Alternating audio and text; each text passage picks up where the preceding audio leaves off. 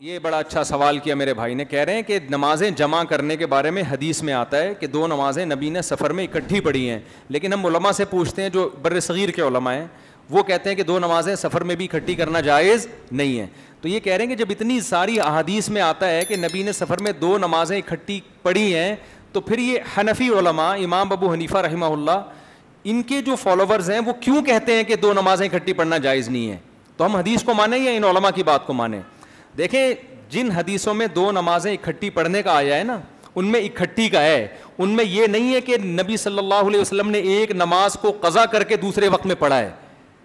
وہ اتنی واضح حدیث نہیں ہے. اس کا میں خلاصہ, میں نے اس پہ کلپ ریکارڈ کروایا بھی ہے, میں دوبارہ بھی انشاءاللہ کسی وقت تفصیل سے ریکارڈ کرواؤں گا. دیکھو, امام ابو حنیفہ رحمہ اللہ تعالیٰ جن کو امت میں سب سے زیادہ فالو کیا گیا ہے, اس کی وجہ کیا ہے؟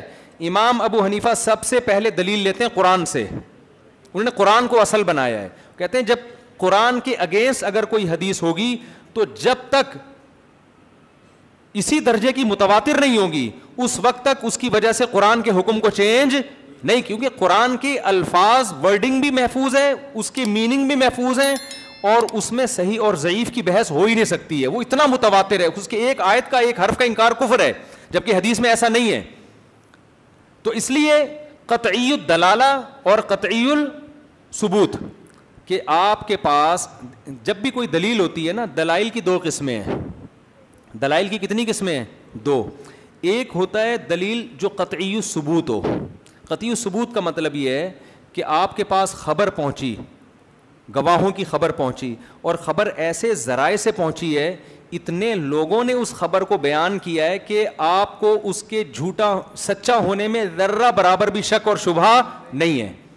اتنے لوگوں نے اس کو بیان کیا, آپ کہتے ہیں یار یہ 100% درست ہے. جیسے ورلڈ ٹریڈ سینٹر تباہ ہوا, اس میں کوئی کہے کہ میں نہیں مانتا تباہ ہوا, آپ مان لو گے اس کی بات؟ بولا گا یار ساری دنیا پاگل ہے, ٹی وی میں خبریں چلی ہیں, ساری دنیا نقل کرتی چلی آئی ہے.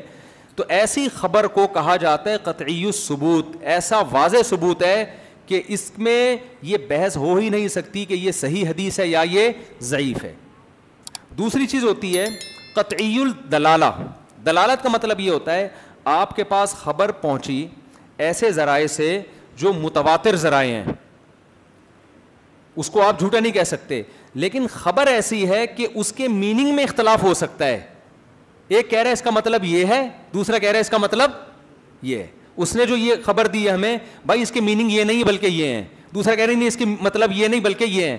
تو ہم یوں کہیں گے یہ خبر قطعی الثبوت تو ہے لیکن قطعی الدلالہ بولو نہیں ہے. یعنی اس کے یہ اپنے جو اس میں دعویٰ کیا گیا ہے نا, وہ دعویٰ اس میں واضح نہیں ہے. 4 قسم کی خبریں ہوتی ہیں, قطعی الثبوت بھی ہو اور قطعی الدلالہ بھی ہو, یعنی اس کا معنی بھی بالکل 2 اور 2 4 کی طرح واضح ہو. بعض خبریں ایسی ہوتی ہیں قطعی الثبوت ہیں لیکن اس کا جو میننگ ہے وہ واضح نہیں ہوتے. بعض دفعہ اس کے برعکس ہوتا ہے, اس کے میننگ تو 2 اور 2 4 کی طرح واضح ہیں لیکن اس خبر کے صحیح ہونے کا ایسا ثبوت نہیں ہے جیسا ایک متواتر بات کا ثبوت ہوتا ہے.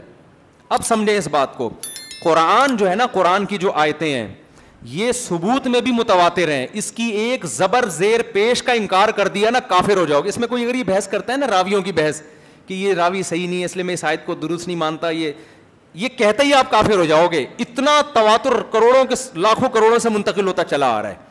دوسرا, نمازیں اپنے وقت پہ پڑھنی ہیں, اس دعوے میں قرآن واضح بھی بہت ہے. یعنی قرآن کی جو آیتیں ہیں اس میں کوئی کنفیوژن نہیں. انہوں نے 2 ٹوک ہمیں بتا دیا ہے کہ ہر نماز کا اپنا وقت ہے. اس کی 2 باتیں مطلب نہیں ہو سکتے. سفر کے بارے میں قرآن نے کہا ہر نماز وقت پہ پڑھنی ہے. میدان جنگ کے بارے میں جو قرآنی آیات نازل ہوئیں, قرآن نے کہا جب تم میدان جنگ میں دشمن سے لڑو تو قرآن کیا کہتا ہے کہ اے نبی آپ جب جماعت کی نماز قائم کریں گے تو 1 رکعت لوگ آپ کے ساتھ, پھر 1 رکعت میدان جنگ میں, اور جب تم خوف زیادہ ہو جائے تو سوار ہو کے پڑھو, پیدل پڑھو. یہ قرآن بیان کر رہا ہے میدان جنگ میں. اور میدان جنگ کہاں ہوتا؟ شہر میں ہوتا تھا, سفر میں نا. تو قرآن سفر میں میدان جنگ کی نماز بتا رہا ہے کہ کھڑے ہو کے نہیں پڑھ سکتے تو کیسے پڑھو؟ رجالن او رکبانا, پیدل چلتے ہوئے پڑھ لو, او رکبانا سوار ہو کے پڑھ لو. سمجھ میں آ رہی ہے بات؟ اب سوال پیدا ہوتا ہے اے اللہ اتنی ٹینشن میں تو نے کیوں ڈالا ہوا ہے ہمیں؟ بھائی سفر میں بھی ہے, میدان جنگ بھی ہے, اور تو کہہ رہا ہے کھڑے ہو کے نہیں پڑھ سکتے, سوار ہو کے پڑھ لو, تو یوں کیوں نہیں کہتا تھا قضا ہو کے اگلے ٹائم پہ پڑھ لینا ہے؟ بھائی ابھی ظہر کا ٹائم ہے, جنگ چل رہی ہے, کوئی بات نہیں, ظہر کی نماز اثر کے مغرب سے آدھا گھنٹہ پہلے ظہر اثر ملا کے پڑھ لینا. آج بہت سے لوگ یہ بھی کہہ رہے ہیں مغرب سے آدھا گھنٹہ پہلے ظہر اثر کیا کر لو. تو اے اللہ اتنی ٹینشن میں کیوں ڈالا ہوا ہے؟ اور اگر بالفرض لڑائی ہو رہی ہے, لڑائی کا جو ٹائم ہے وہ شام 3 بجے سے لے کے 4 بجے تک ہے, 3 بجے سے لے کے 5 بجے تک ہے, تو اللہ ہم ظہر اور عصر پڑھ لیں گے 12 بجے, 12:30 بجے, اور مغرب اور عشاء پڑھ لیں گے جب فجر سے تھوڑی دیر پہلے. تو یہ تاکہ ہمیں گھوڑے پر سوار اور پیدل ویدل چلنے کی ضرورت پیش نہ آئے. اس کا قرآن نے جواب دیا کہ ان خفتم فرجالا او رکبانا فاذا اطمأننتم فاقیموا الصلاۃ ان الصلاۃ کانت علی المؤمنین کتابا موقوتا. میں جو تمہیں اتنی ٹینشن میں ڈال رہا ہوں اس لیے کہ نمازیں مومنین پر مقررہ اوقات میں فرض ہیں. کیا مطلب؟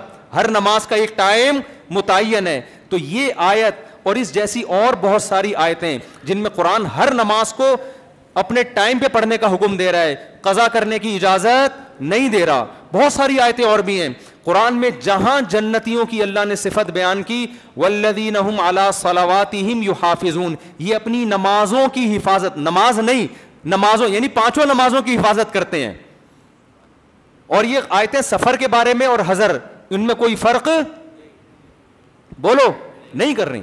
ہر نماز کے بارے میں قرآن کہہ رہے ہیں حفاظت حفاظت کیونکہ قرآن ٹائم کے پابندی کا حکم دے. حفاظت کا مطلب یہی ہوگا نا, اگر ٹائم باؤنڈ نہیں ہوگا تو حفاظت کے کیا مطلب؟ بھائی ساری پڑھ لینا, رات کو جب گھر پہ آؤ گے اکٹھی پڑھ لینا.